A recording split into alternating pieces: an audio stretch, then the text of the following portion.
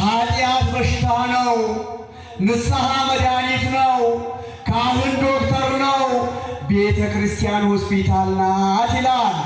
ማንም የታመመ ወደ ጤና ተቋም ይሄድና ህመሙን ለጤና ባለሙያው ይነግረዋል። ፊኛዬ ነው፣ ኩላሊቴ ነው፣ ጥርሴ ነው፣ ጆሮዬ ነው ብሎ ይነግረዋል። አያድርግ እንጂ አምላከ ተክለ ሃይማኖት ያ ጤና ባለሙያ ህመሙን ከሰማ በኋላ ያንን ህመም የሚያድነውን መድኃኒት ያዝለታል። ሽሮፕም ቢሆን ክኒንም ቢሆን መርፌም ቢሆን የሚቀባ ቅባትም ቢሆን ያዝለታል መድኃኒቱን። ያ ታማሚ አቅም ካለ ገንዘብ ካለ መድኃኒቱን ገዝቶ የሚዋጠውን ሳይውጠው ሽሮፑን ሳይጠጣው ቅባቱን ሳይቀባው መርፌውን ሳይታከመው መዳን ይችላል? በአንድ ድምፅ አይችልም። አልተመረመረም ወይ? ተመርምሯል። መድኃኒት አልገዛም ወይ? ገዝቷል። ለምንድን ነው መዳን ያልቻለው? የታዘዘውን መድኃኒት በአግባቡ ስላልወሰደ። ቆሪቻ አጀጀም የሰናከተው ዱራን ፍሮነ ነምልኩ ሰለሱ ፈይሁ እንደው ዛሬ እናት ቤተ ክርስቲያናችን ሁላችን ታማሚ መሆናችንን ስለምታውቅ በአገልጋዮቿ አድራ በቅዳሴ ላይ ያዘዘችልን መድኃኒት አለ። መንግሥተ ሰማያት ቀርባለችና በአንድ ድምፅ ብሉበታ። ኧረ በአንድ ድምፅ፣ ኧረ በአንድ ድምፅ ገብተናል ወይ ነው ጥያቄው። ቤተ ክርስቲያን እናሳንጻለን፣ ብዙ በጎ ነገር እንሰራለን፣ ወደ ገዳማት እንሄዳለን፣ ብዙ መልካም ነገር ሰዎች አብነት ያደርጉናል። ዳሩ ግን እኛ ትእዛዙን ፈጽመን ንስሐ ገብተናል ወይ? ምን አለ በጌታችን ለምጻሙን ሰው ከለምጹ ካዳነው በኋላ ማቴዎስ 8:4 ላይ ሂድ ራስህን ለካህን አሳይ አለው። ዴኒ መታኬሉ ወተቀሲሲ ቅድም እንዳየነው ታማሚው ለጤና ባለሙያው ህመሙን እንደምንናገር ሁሉ እኛም በኃጢአት በሽታ የታመምነው ዶክተሩ ካህን ጋር ሂደን በሽታችንን ለመናዘዝ ቀዳሚው አበ ነፍስ መያዝ ነው። ራስን ለካህን አሳይ ብሏልና። ለምን ለሚሉት አካላት የማቴዎስ ወንጌል ምዕራፍ 18 ቁጥር 18 ላይ ያኔ ለቅዱሳን ሐዋርያት እስከ ዕለተ ዓለም በእነሱ እግር ለሚነሱ ካህናት ስልጣን ሲሰጥ ምን አለ መድኃኔዓለም? እውነት እውነት እላችኋለሁ እርሱ እውነት ነው፣ ቃሉም እውነት ነውና በምድር ያሰራችሁት በሰማይ የታሰረ ይሁን፣ በምድር የፈታችሁት በሰማይ የተፈታ ይሁን ብሎ ምድራዊ አይደለ ሰማያዊ፣ ጊዜያዊ አይደለ ዘላለማዊ ስልጣን ያኔ ለቅዱሳን ሐዋርያት እስከ ዕለተ ዓለም በእነሱ እግር ለሚነሱ ካህናት ስልጣንን ስለሰጠ ራሳችንን ለካህን ማሳየት ግድ ነው። በእኛ ቤተ ክርስቲያን ይላሉ የመጽሐፍ መምህራን 3 መደብ ሕዝብ አለ ይላሉ። ስንት መደብ? በአንድ ድምፅ። አንደኛው መደብ በቀንም ይሁን በሌሊት በገጠር ይሁን በከተማ ሀገር ውስጥም ይሁን ሀገር ውጭ እግዚአብሔርን ፈርቶ እንደ ዮሴፍ እግዚአብሔርን ፈርቶ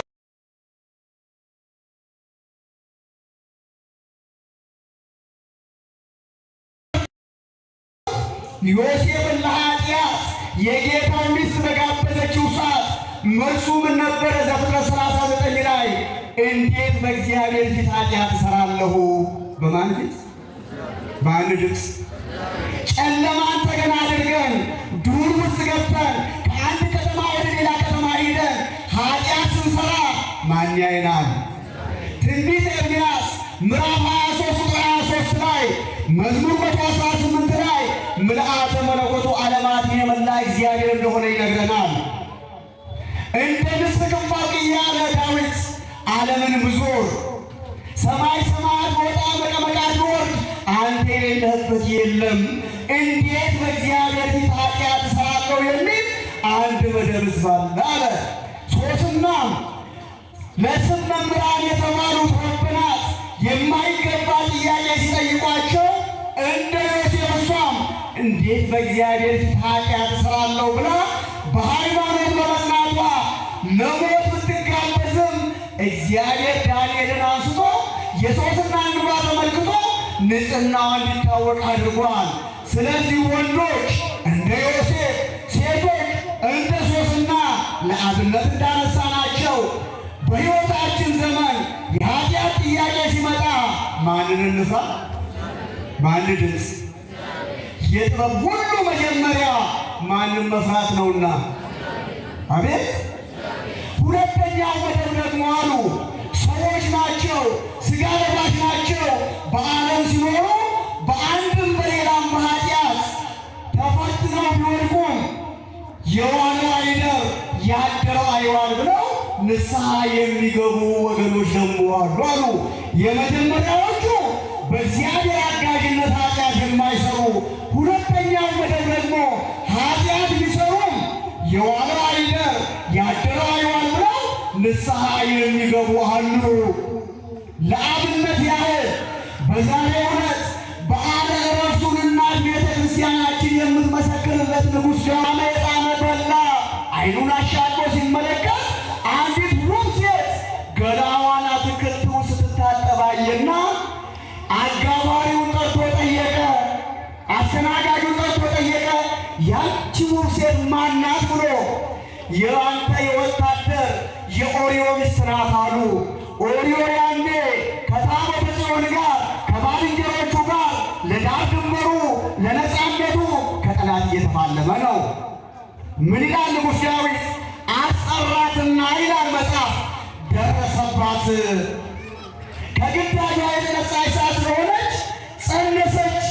ከጸነሰች በኋላ መልእክተኛ ላከች። በዕብራውያን ባህል ከባሏ ውጪ ጸንሳ የተገኘች ሴት በድንጋይ ተወግራ ትሙት ተብሏልና እንዳልሞት መፍትሄ ፈልግ አለችው። ዳዊት አሁንም ከመጀመሪያ ስህተቱ ወደ ሌላኛው ስህተት ተጓዘ። ለጦር አዛዡ መልእክተኛ ላከ። በጣም የማምነው በጣም የምወደው ከወታደሮቹ መሃል ኦርዮ ስለሆነ ኦርዮን ላክልኝ አለው። ጦር አዛዡ አዲሳ ኦርዮን ላከለት። ኦርዮ ቤተ መንግሥት ሲመጣ በፍቅር ተቀበለው። የላመ ዕጣን እንዲበላ አደረገው። በመጠጥም እንዲሰክር አደረገው። ወታደር ነህ፣ ግንባር ቆይተሃል፣ ሚስት ትናፍቅሃለች፣ ትጠብቅሃለች፣ ቤት ግባ፣ ዛሬ ቤት ሂደህ አለው። በሱ ቤት በዳዊት ልቦና ጽንስ ለማሳሳት ኦርዮ ግን የእግዚአብሔር ታማኝ አገልጋይ ስለሆነ ባልንጀሮቼ ድንበር ላይ ሆነው ታቦተ ጽዮን እዚያ እያለች ወደ አልፍኜ ወደ አልጋዬ አልወጣም ብሎ ይላል ከአሽከሮቹ ጋር አደረ።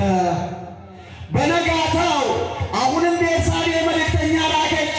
ባለቤቴ እኮ አልወጣም ብላ። ዳዊት አሁን ደግሞ ይላል ከትላንትና የበለጠ የሚያሰክር መጠጥ አጠጣው፣ ሰው ሲሰክር የሚያደርገውን አያውቅምና። አሁንም ኦርዮ በሁለተኛ ቀን ወደ ቤቱ አልገባም፣ ከአገልጋዮቹ ጋር አደረ። እንዳልተሳካለት በተረዳ ጊዜ ንጉሥ ዳዊት የሞት ደብዳቤ አዘጋጀ። ምን የሚል? በውጊያ ግንባር ኦርዮ ጽኑ ሰልፍ ባለበት አቁሙ ብሎ እርሱና ጦር አዛዡ በሚያውቁት ሚስጥር ደብዳቤ ጻፈ። ደብዳቤውን አተመ፣ ለራሱ ለኦርዮ ሰጠው። ታማኙ ኦርዮ የሞቱን ደብዳቤ ተሸክሞ የዓለም መድን መድኃኔዓለም ለዓለም ድነት መስቀሉን ተሸክሞ ወደ ቀራንዮ እንደተጓዘ ኦርዮም የሞቱን ደብዳቤ ይዞ ሄዶ ለጦር አዛዡ ሰጠው። አነበበና ይላል ጦር አዛዡ አለቀሰ። ለምን አለ ኦርዮ? ለጠላት እኮ በአጭር ታጥቆ ዘገር ነጥቆ ነው እንጂ ለቅሶ አያስፈልግም። ለምን አላለቅስ? እገላለሁ ሲሉ መሞት አለ፣ እማርካለሁ ሲሉ መማረክ ስላለ ነው አለው። ታቦተ ጽዮን ከእኛ ጋር ናት፣ ጠላትን ድል እናደርጋለን፣ አታልቅስ ብሎ እንደታዘዘው አዛዡ ሚስጥሩን በልቡ ይዞ ኦርዮን በግንባር አቆመውና ኦርዮን እንዳበደ ውሻ ቀጥቅጠው ገደሉት ይላል። የኦርዮ ደም ግን እንደ አቤል ደም ቅድመ እግዚአብሔር ደረሰ። የንጹሐንን ደም በመንበረ ጸባዖት ሆኖ ማን ያያል? በአንድ ድምፅ ማን ያያል? እግዚአብሔር ያያል። ወዲያው እግዚአብሔር ነቢዩ ናታን አዘዘው። ነቢዩ ናታን ንጉሥ ነው፣ ያስረኛል፣ ያሳድደኛል፣ ይገርፈኛል ብሎ ሳይፈራ እንደ መጥምቀ መለኮት በእምነት ንጉሡ ጋር ሄዶ በምሳሌ ነገረው። ምን ብሎ? በግዛት ድሃ ተበደለ፣ ፍርድ ተጓደለ። አንድ ሀብታም ሰው ነበር አለው። 100 በጎች ነበሩት። ስንት በጎች? ከጎረቤቱ ከሚጎርሰው እያጎረሰ ከሚጠጣው እያጠጣ በጉያ አቅፎ ያሳደጋት አንድ ድሃ አንድ በግ ነበረችው። ያ 100 በግ ያለው ሰው እንግዳ ሲመጣበት ከራሱ በጎች አንዱን ወስዶ አርዶ እንግዳውን እንደመሸኘት የድሃውንም በግ ወስዶ አረደበት። ስለዚህ ምን ትላለህ ሲለው፣ ይህ ሰው የበደል ሰው ነው፣ 4 እጥፍ መክፈል ይገባል ሲለው፣ አልፈራም፣ ይህ ሰው አንተ ነህ። ብዙ ሚስቶች ብዙ ቁባቶች ነበሩህ፣ ወላዲተ አምላክ ከኔ ነገር ትወለድ ብለህ እግዚአብሔር ፈቅዶልህ አንድ ድሃ የተባለው የኦሪዮን በግ ሚስቱን ወሰድክበት። እንግዳ የተባለው ፍቃደ ሥጋህ ነው አለው። ምን ይላል? ዳዊት ከዙፋኑ ወረደ፣ ማቅ ለበሰ፣ አመድ ነሰነሰ። መዝሙር 6:6 ላይ ሌሊቱን በሙሉ አልጋዬን በእንባዬ አርሰዋለሁ አለ። አለቀሰ። በእንባ የሚዘሩ በደስታ ይቀበላሉና ምን አለ መድኃኔዓለም? የሐዋርያት ሥራ ምዕራፍ 23 ላይ እንደ ልቤ የሆነ ፈቃዴን ሁሉ የሚያደርግ የእሴይ ልጅ ዳዊትን አገኘሁ። አልከንጉቱ ዳዊት የሚማሳ ይላለ ዋቀዮ ነማሳ ከሌ ኮጠገው ነማፖሚ ኮሄጉ ዳዊት ይነርገልህ እንጀ ዳዊት ብቻ አይደለም ለንስሐ አብነት የሚሆነን። ከአዲስ ኪዳን ደግሞ ሊቅ ሐዋርያው ቅዱስ ጴጥሮስን አብነት ይሆነናል። ምን ብሎ ተናገረ ቅዱስ ጴጥሮስ? ለፈጣሪያችን ለመድኃኔዓለም በዚያች በፈተና ሰዓት ሁሉ ቢክዱ እኔ ግን አልክድህም አለው። ማእመረ ኅቡዓት ልብ ያሰበውን ኩላሊት ያጤሰውን መርምሮ የሚያውቅ እግዚአብሔር ዶሮ ሳይጮህ በአንድ ሌሊት ስንት ጊዜ? አቤት 3 ትክደኛለህ አለው። ቅዱስ ጴጥሮስ አልክድህም ብሎ አምኖ ጌታን ተከተለ። ለዓለም ሕዝብ ሁሉ ሲል ብዙ ግፍ ሲደርስበት ተመለከተ። በጥፊ ሲመቱት፣ ሲገፈትሩት፣ ሲረግጡት ተመለከተ። ከአምላኩ ተለየ ይላል። ከአምላክ ተለይቶ ብቻውን ሲቀር በዓለም ማለት ነው። ዓለም ደግሞ በዚያን ሰዓት ይላል መጽሐፍ የሚያንቀጠቅጥ ፍርድ አዘጋጅታ ጠበቀችው። የፍርዱ መከላከያ ደግሞ እሳት ነው። እሳትን ደግሞ በየቦታው ያቀጣጠሉት ሰቃልያን እግዚእ ናቸው። ጌታን የሰቀሉት በየስፍራው እሳት አቀጣጥለዋል። ቅዱስ ጴጥሮስ ከአምላኩ ተለየ፣ ወደ ዓለም መጣ። እሳት ሊሞቅ ሄዶ ከሰቃይ ወገን ቁጭ አለ። አንዲት ሴት ይላል አንተ ከናዝሬቱ ከኢየሱስ ወገን ነህ አለችው። በምን ለይታው? በአለባበሱ። የእግዚአብሔር ልጆች የዛሬን አድርገውና በአለባበሳቸው፣ በአነጋገራቸው፣ በአመጋገባቸው፣ በሰላምታቸው ይለያሉ። እውነት አሰብ እንደምን አመሻችሁ? ማን ይመስገን? ዛሬ ግን ትውልዱ እንደምን አመሸ ስትሉት አለሁ ይላል። እንዳለ ማን ነው ያጣው? እያየ አይደለ ጠየቀ። ያስ የማስ እንዲጠራ አነጋገር ይገልጽብሃል። አለባበሳችንም አስተማሪ ነው። የለበሳችሁት ነጠላ መጀመሪያ ወዴት? ወደ ግራ ለ5500 ዘመን በግራ ቁመት በሰይጣን ግዞት ነበርን ስትሉ፣ ከዚያስ ወደ ቀኝ መድኃኔዓለም በመስቀሉ ከግራ ቁመት ከሰይጣን ግዛት በደሙ ዋጅቶ ልጆቹ አደረገን በመስቀሉ ስትሉ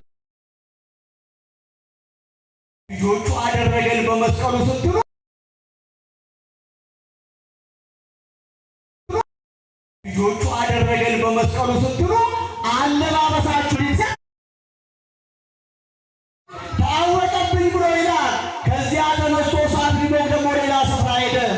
ኢብን ደቃማችሁ ዋቀ ሳገና አቀበረከና ቴሶ ጀረኒ ታይታ ጀረኒ ጋይላ ጀረኒ ቀሲ ጀረኒ አመንታገነን ለእሳት ብሎ አምላኩ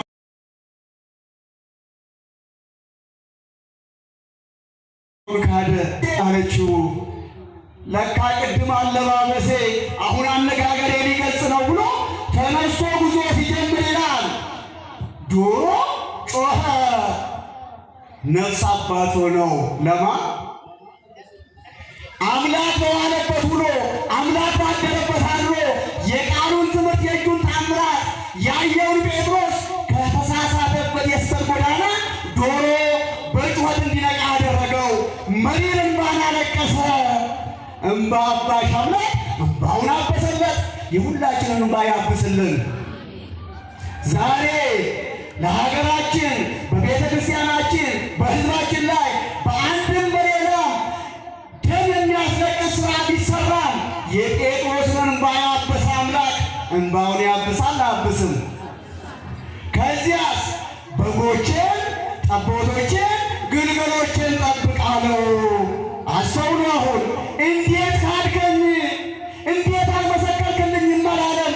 በጎቼ ምዕመናንን፣ ጠቦቶቼ ወጣቶችን፣ ግልገሎቼ ሕፃናትን ሐዋርያት አዲስ አነስር ቢሆን ጠብቅ ተብሎ ስልጣን የተሰጠው ለቅዱስ ጴጥሮስ ዛሬ ደግሞ ለካህናት ስንክሳራችን ላይ እንደተጻፈው አትናስያ የምትባል እናት ነበረች ይላል። ዳዊት በእንባ እንደተመለሰ ጴጥሮስ በእንባ እንደተመለሰ መጽሐፍ ይናገራል። ይቺ አትናስያ ደግሞ እመምኔት ናት። ገዳም ታስተዳድራለች። ከኋላ ቡልችቲ ሴጣን የጸኑትን መነኮሳትን የጸኑትን ካህናትን የጸኑትን የሃይማኖት ሰዎች መፈተን ልማዱ ነውና ፈተናት።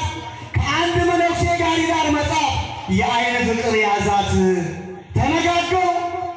ገዳሙን እንዳናስደፍር ገዳሙን ጥለን እንጥፋ ተባባሉ። ሌሊት መጥቶ መነኩሴው አትናስያን ይዟት ኮበለለ። ሄደች፣ ዓለም ገባች። በዓለም አብራ ከተወለደ ሰው ጋር አልቆየችም። ከጊዜያት በኋላ ተጣሉ። እስከ መቼ እንዲሆነ እንኖራለን? እግዚአብሔርንም አሳዝነን ከቅዱሳንም ኅብረት ተለይተን እስከ መቼ እንሆናለን ብለው እንደ ጠፋው ልጅ ወደ ልቦናቸው ተመለሱና ወደ ገዳማችን እንመለስ አሉ። የጠፋውን የሚፈልግ አምላክ አብሯቸዋላ።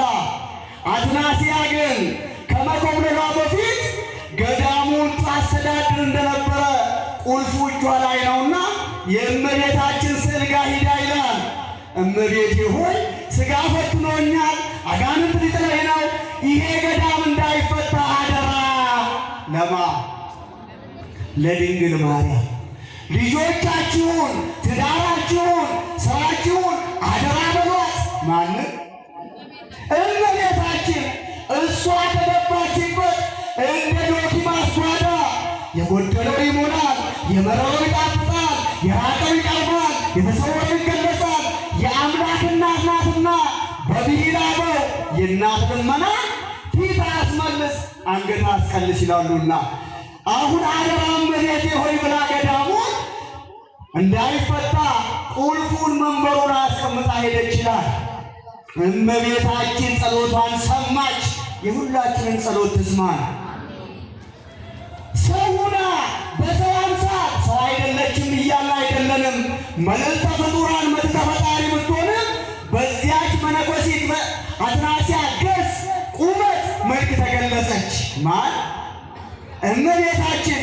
ጨው ለሚፈልገው ዱቄት ለሚፈልገው ለሁሉም ማደል ጀመረች።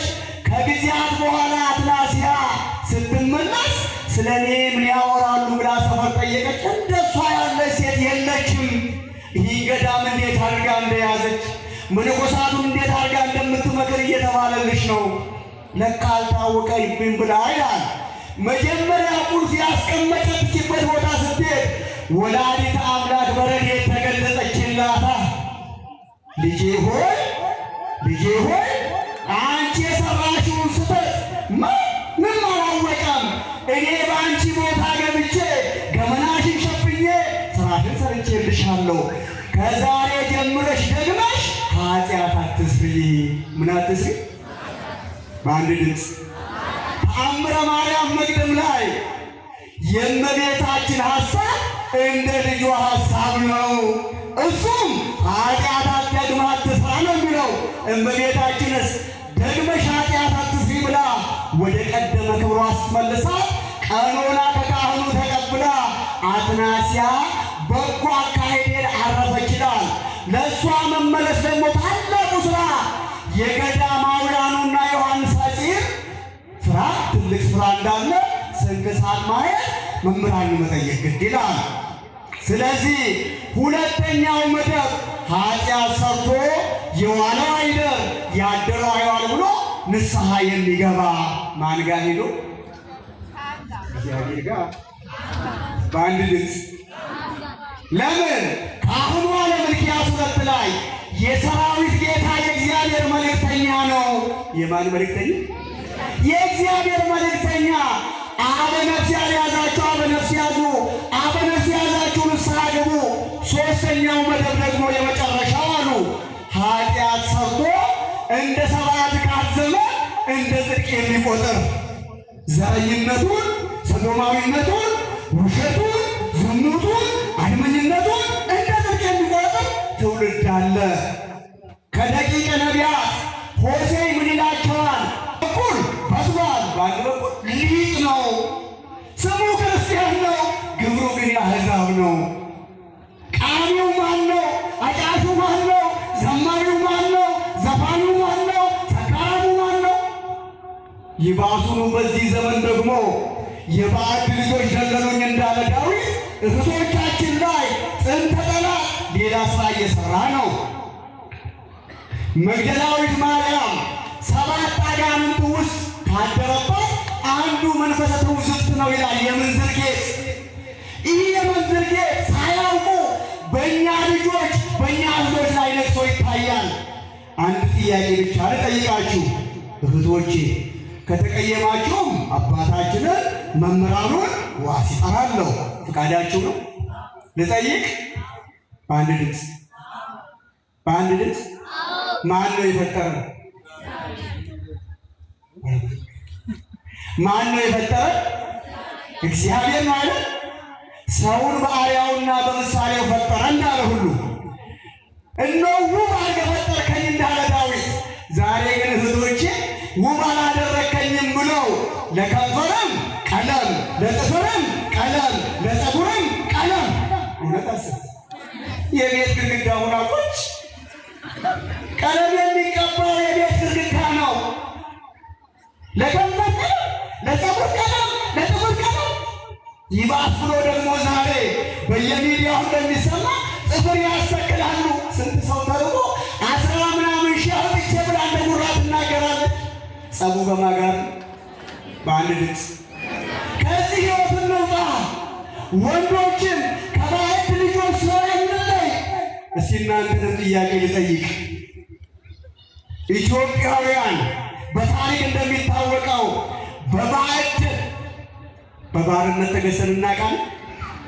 አቤት አፍሪካን በሙሉ ነጮቹ ባርነት ሲገዙ ኢትዮጵያ ተገዝታለች የሚል ታሪክ አንብባችኋል? በአንድ ድምፅ። ለምንድን ነው የሆነው? ኢትዮጵያ እጆቿን ወደ ማን ስለምትዘረጋ? አቤት በአንድ ድምፅ። ዛሬ ግን ወደ ሀያላን ሀገር ይላል አፉ ሞልቶ፣ ወደ አሜሪካ ይላል። የሀያላን ሀያል ማን ነው? በአንድ ድምፅ። ምን ይላል ታሪክ? ጥቁሮቹን ባርነት ሊገዙ ነጮች ሲመጡ ይላል በጠራራ ፀሐይ ቀበቶውን ከጀርባው ይመሸልጣል፣ ጃባውን ይልቅበታል። ቀበቶ ሲወልቅ ሱሪው ይወርዳል። እነኛ የአፍሪካ ሰዎች ሱሪያቸውን ዝቅ አድርገው መታጠቃቸው ያንን ለማስታወስ ነው። አንተ ኢትዮጵያዊ ሆንክ የተዋህዶ ልጅ የተግብዬ ግብር ልጅ እንዴት ነው ሱሪ ዝቅ የምታደርገው? ከየት የመጣ አስተምሮ ነው? ምን ይላል የመጨረሻ ታሪክ? መዝገበ ቅዱሳን ላይ ካህኑ ይላል አባ አላቸው፣ አቤት ልጄ በዚህ ሀገር እኮ እኔ ታቦት ወንበዴ ነኝ። አዎ ሰምቻለሁ። ከእርሶ በፊት 99 ሰው ገድያለሁ። እርሶ 100ኛ ነው፣ ልገሎት ነው የመጣው። አልፈሩም ካህኑ ማንን ስለሚያምኑ? እመን እንጂ ቅዱስ ጳውሎስስ ምን አለ? ሁለተኛ ጢሞቴዎስ ምዕራፍ 1 ቁጥር 7 ላይ ሁለተኛ ጢሞቴዎስ ምዕራፍ 1 ቁጥር 7 ላይ እግዚአብሔር አለ የኃይል የፍቅር ራስን የመግዛት መንፈስ እንጂ የፍርሃት መንፈስን አልሰጠንም አለ። ባልተሰጠን የፍርሃት መንፈስ አንናወስ፣ እንጽና። እንደ ሰለስቱ ደቂቅ እንጽና፣ እንደ ቅዱስ ጊዮርጊስ እንጽና፣ እንደ ቂርቆስና ኢየሉጣ እንጽና፣ እንደ ቅድስት አርሴማ ጽኑዓኑን አስቡ ተብለናልና። አልፈሩም አባ እግዚአብሔር የካህኑ እጅ አንተ እየተነካ ለምን ችግር አለው ትገለኛለህ? ልጄ ግን አንድ ነገር ስራና ግደለ እያሉት ምን ልስራ? እጅግ ውሃ ጠምቶኛል፣ ምላሴ ከተናጋሪ ሊጣበቅ ነው። ከዚህ ወንዝ ውሃ ቅዳና አጠጥተህ ግደለኝ አሉት ይላል። ምን አይነት ቄስ ነው ብሎ መሳሪያውን ወልውሎ ውሃ ሊቀዳ ወንዝ ወረደ። ካህኑ ግን ዋርካ ስጭ ብለው ዳዊታቸውን ሊደግሙ ገቡ። የዳዊት ጸሎት ሴፍ ነው። በመሰረቱ ጸሎት ባህር የከፈለ ጠላት ያሰጠመ ሰማይ የለጎመ በኤልሳ አድሮ የሶርያን ሰራዊት የማረከ ሰለስቱ ደቂቅ ከእሳት የታደገ ትልቅ ኃይል አለው። ምን ብለን እንጸልይ ብለው ጠየቁ ሐዋርያት መድኃኔዓለምን። አጭር ጸሎት ብዙ ምስጢር ያላት አባታችን ሆይ አስተማራቸው። ሊቃውንቱ 80 አሐዱ ይሏታል። አሁን ዛሬ እኔና እናንተ እየጸለይን ነው። አንድ ድምፅ ረሃቡን ይሁ፣ ጦርነቱን ይሁ፣ ቤተ ክርስቲያን ላይ እየደረሰ ያለው ፈተና ይሁ። በዚህ ዘመን እኔና እናንተ እንዳንጸልይ ዳዊትም ይሁን ውዳሴ ማርያም ይሁን ድርሳንም ገድልም ይሁን እንዳንጸልይ ቅድሚያ አንድ ጥያቄ ልጠይቃችሁ። ከእንቅልፍ ስትነቁ ቅድሚያ ሞባይል ነው የምትከፍቱት ወይ ጸሎት መጽሐፍ? አቤት እንዴት ክርስቲያኑ ግን አያምርብንም? ከጸለይን በኋላ ግን ማየት ይቻላል አይቻልም? አቤት ዛሬ እኮ መኝታ ድረስ ገብቶ በማዕድም ላይ አይቶ ከጸሎትም ለይቶ እየፈተነን ነው። የዳዊት ጸሎት አሉ አባቶች ቆሞ የሚጸልየው ለዓለም ለሀገር ለወገን ይተርፋል። ደግሞት እንኳ ተቀምጦ ቢጸልይ ለራሱና ለቤተሰቡ ይተርፋል። ታሞ እንኳ ቢሆን ተኝቶ ቢጸልይ ለራሱ ይተርፋል ይላሉ። ስለዚህ ለጸሎት ሕይወት ሊኖረን ግድ ነው። ይልቁንም በዚህ ዘመን ሰው ወጥቶ የማይገባበት ተኝቶ የማይነቃበት ሰላም በደፈረሰበት ዘመን መነኮሳቱ፣ ካህናቱ፣ ሕዝቡ እየተሰደደ እየታረደ ባለበት ዘመን በኢትዮጵያ ምድር ተሰምቶ የማይታወቅ ምድር እንኳ በምትንቀጠቀጥበት ዘመን ሞባይል ማየት ነው መጸለይ? አቤት!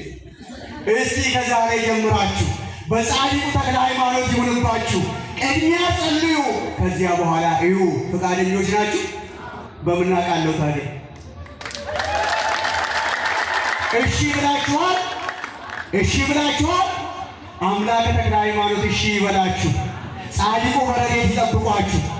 ከአሁኑ ቁጭ ብለው ይላል ዳዊታቸውን ሲደግሙ ውሃውን ቀርቶ መጣ አቀረበላቸው። እጅግ ቢጠማቸውም እንዳገኙ አልጠጡም። ስመ እግዚአብሔር ጠርተው አማትበው ጭምቅ አድርገው ጠጡ። የሚገል መርዝ እንኳ ቢሆን ስመ እግዚአብሔር ብንጠራበት ላይጎዳን ይችላል፣ በእምነት ከሆነ እንደ ቅዱስ ጊዮርጊስ ማለት ነው። ጠጡ። ልጄ አሉት። አቤት! ጸሎቴ ከጨረስኩ በኋላ ብትገለኝስ አሉት ይላል። ምን አይነት ቄስ ነው ብሎ ውሃውንም አጠጥቶ ከጎናቸው አረፈ። ምን ይላል መጽሐፍ? መዝገበ ቅዱሳን ያ ነፍስ ገዳይ ልብ ድካም ነበረበትና አረፈ፣ ካህኑ ግን ተረፈ። ይህን ያደረገ ማን ነው? ይህን ያደረገ ማን ነው?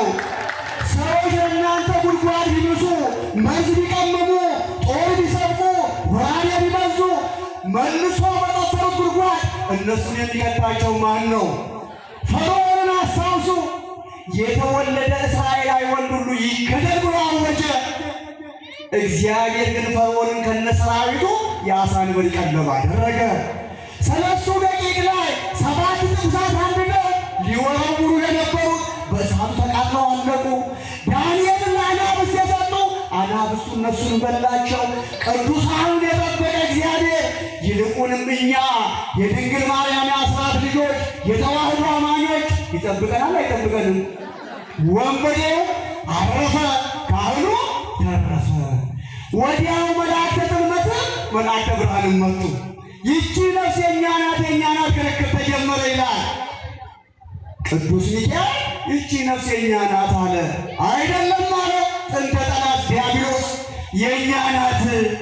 99 ሰው ገላለች፣ ብዙ ጥቃቅን ኃጢአት ሰርታለች። ምን አለ ሊቁ ቅዱስ ሚካኤል? አዎ 99 ነፍስ እንደገደለች ለማን ተናግራለች? ለካህኑ ነግራለች። ራስን ለማን ያሳያለን? ሁለተኛ ማቴዎስ 10:44 ላይ በደቀ መዝሙሬ ስም ቀዝቃዛ ውሃ የሰጠ ዋጋ አይጠፋበትም የሚለውን ፈጽማለች። በዚህ ሁለቱ ምክንያት ለንስሐ በግታ ገነት ገባች ይላል። የትኛውንም ኃጢአት ብትሰሩ ተስፋ አትቁረጡ፣ አትሸማቀቁ። እንዴት እነግራለሁ አትበሉ። ለካህን ተናገሩ፣ ንስሐ ግቡ፣ ሥጋውን ብሉ፣ ደሙ ሥጋዬን የበላ በሏ ደሜን የጠጣ ምን አለ? አንድ ድምፅ። መቼ ነው ታዲያ የፍርድ ቤት ፋይል ሲዘጋ፣ ባህር ማዶ ስንሻገር፣ ትዳር ስንመሰርት፣ የትምህርት ያለ ስራ ስንይዝ፣ ዛሬ ማደራችንን እናውቃለን? አንድ ድምፅ። ሰውዬው ይላል ጨረሱ። ወፊቷ ላባዋን ያዘ፣ ብር ትላለች ብሎ ወገኖች አለ ይቺ ወፍ ሕይወት አላት ወይ ብሎ ጠየቀ። አሁን አለ ህዝቡ። አሁን ደግሞ ላላ አድርጎ ያዘ። አሁንስ አለ አላት ቢሉ ጨምቆ ሊገል፣ የላትም ቢሉ ለቆ ሊያሳይ። ምን አሉ ይላል አረጋውያኑ? የወፏ ሕይወት አንተ እጅ ነው። የሁላችን ሕይወት ማን እጅ ነው? አቤት! ጠዋት እንጠራ በሕፃንነት፣ ቀን እንጠራ በወጣትነት፣ ማታ እንጠራ በእርጅና ዕድሜ። ጊዜውን እናውቃለን። ስለዚህ ምን ይጠበቃል ከኛ? ተዘጋጅቶ መኖር። ኢትዮጵያውያን እናቶች እንግዳ እናንተ ቤት ይመጣል ተብሎ ስልክ ቢደወልላችሁ፣ ደብዳቤ ቢሰደድ፣ መልእክተኛ ቢመጣ ቅድሚያ እንደ ባህላችን ቤት ነው የምታጸዱት ወይስ ይበላል? አቤት! ቅድሚያ ለምን? የሚመጣው እንግዳ በኔ ቤት ውስጥ ቆሻሻ ማየት የለበትም ብሎ ጫርገና ያጸዱና ከዚያ በኋላ ቤት ያፈራ እህል ያዘጋጃሉ። እውነት አስብ። ቤት የተባለው የእኛ ሰውነት ነው። ቆሻሻ የተባለው ኃጢአት ነው። እንግዳ የተባለው መድኃኒዓለም ነው። ሕዝቅያስን ቤትን አስተካክል ብሎታልና በዘረኝነት፣ በትዕቢት፣ በውሸት፣ በምቀኝነት፣ በአድመኝነት የቆሸሸ ቤታችን እንድናጸዳ ማን ይርዳል? አቤት! የመጨረሻ ጥያቄ፣ በእኛ ቤት እግዚአብሔር ነው ያለው ሴጣን? አቤት! በአንድ ድምፅ፣ ኧረ በአንድ ድምፅ እግዚአብሔር አላችሁ አይደል? እስቲ እውነቱን አሁን ትለያላችሁ። ትዕቢት፣ ውሸት፣ አድመኝነት፣ ክፋት፣ ሐሜት የእግዚአብሔር ገንዘብ ነው የዲያብሎስ ገንዘብ? አቤት! የዋህነት፣ ትህትና፣ ቸርነት፣ ደግነት፣ እውነት መናገር የዲያብሎስ ገንዘብ የእግዚአብሔር። በእኛ ቤት ያለው ታዲያ የእግዚአብሔር ነው የዲያብሎስ? አቤት! ውሸቱ የለም፣ ሐሜቱ የለም፣ ዘረኝነቱ የለም፣ አድመኝነቱ የለም፣ ስርቆቱ የለም። በእኛ ቤት በእኛ ልቦና የነገሰው የዲያብሎስ ገንዘብ ነው እግዚአብሔር ገንዘብ። ስለዚህ መውለቅ መጣል አለበት የለበትም? መቼ? አቤት! የመዳን ቀን አሁን ነው። አበነፍስ ያልያዝን አበነፍስ ይዘን አበነፍስ ያዝ ንስሐ ገብተን ንስሐ የገባነው ሥጋውን በልተን ደሙን ጠጥተን አስራቱን በኩራቱን ቀዳማቱን አውጥተን የስሙ ቀዳሽ መንግሥት ወራሽ እንድንሆን አምላክ ተክለ ሃይማኖት ይርዳን። ይብቃን፣ ይቆየን። አምነው ነበሩ ካሉ፣ ተሰብስበው ነበሩ ተበተኑ ከመባል እግዚአብሔር ይሰውረን። ታቦትን በመንበሩ፣ ካህንን በደብሩ፣ ሕዝብን በአገሩ፣ መምህርን በወንበሩ አምላክ ተክለ ሃይማኖት ከፈተና ይጠብቅልን፣ ይቆየን።